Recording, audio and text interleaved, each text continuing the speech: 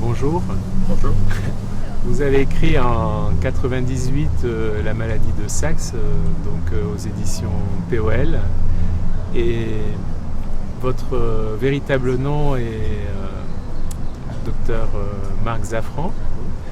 Mais il semble que vous soyez aussi Bruno Saxe dans le film magnifiquement interprété par Albert Dupontel et réalisé par Michel Deville. La première question que je voulais vous poser, c'est de quoi la maladie de Saxe est-elle le nom? Bruno Saxe, c'est pas vraiment moi, c'est un composite de plusieurs personnages. Alors bien sûr, il parle, c'est ma voix qui s'exprime par lui, mais c'est aussi un composite de deux médecins. Le premier c'était mon père et puis un autre c'était un de mes amis qui est mort assez jeune, qui est mort alors qu'il n'avait pas 30 ans, qui était un très bon médecin aussi. Surtout le côté révolté, ça c'était beaucoup lui.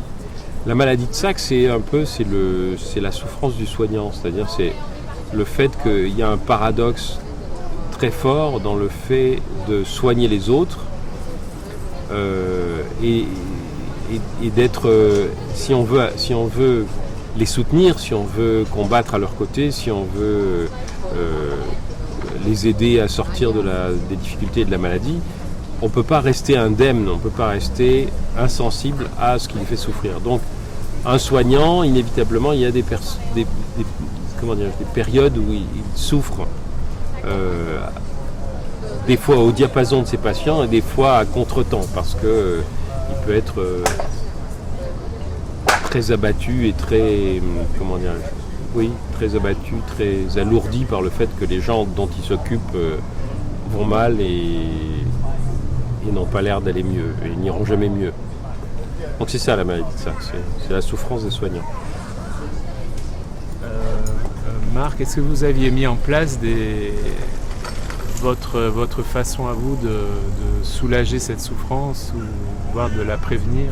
Moi j'avais de la chance, j'avais déjà un exutoire que j'écrivais depuis que j'avais 10-12 ans et j'écrivais avant d'être médecin, donc je n'ai pas cessé d'écrire quand j'ai commencé à être médecin. Après, la méthode principale qui m'a aidé à supporter le fait de me sentir très souvent dépassé ou impuissant, c'est les groupes Balint.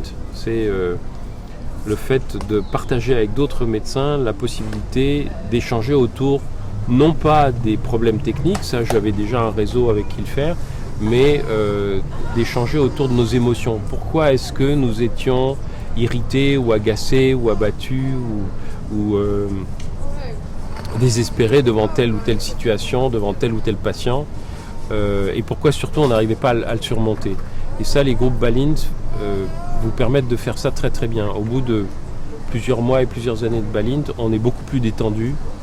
On se sent plus investi de ce que Balint appelle la fonction apostolique du médecin, c'est-à-dire qu'on n'a plus le sentiment qu'il faut absolument convaincre le patient de faire ce qu'on lui dit. Mais qu'on doit lui proposer des choses, qu'il va en prendre certaines, en laisser d'autres, et que c'est pas un échec s'il ne suit pas nos conseils. D'ailleurs, au Balint, par exemple, on apprend que l'effet thérapeutique du médecin, parfois, c'est seulement pendant la consultation.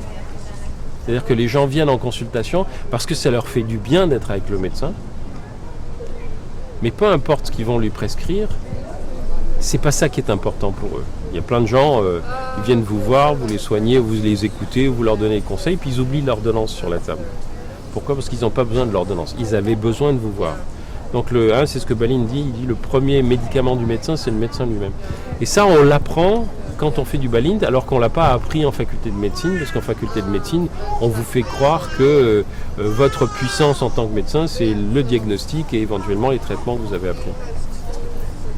Avant de poursuivre la rencontre, je voudrais signaler l'initiative récompensée par le Grand Prix du généraliste du docteur Jean-Luc Philippe et de sa femme Françoise, qui donc pour lutter contre la solitude des soignants, organise des rencontres avec philosophes, psychologues, professionnels de santé, au sujet de cas nécessitant des décisions éthiques complexes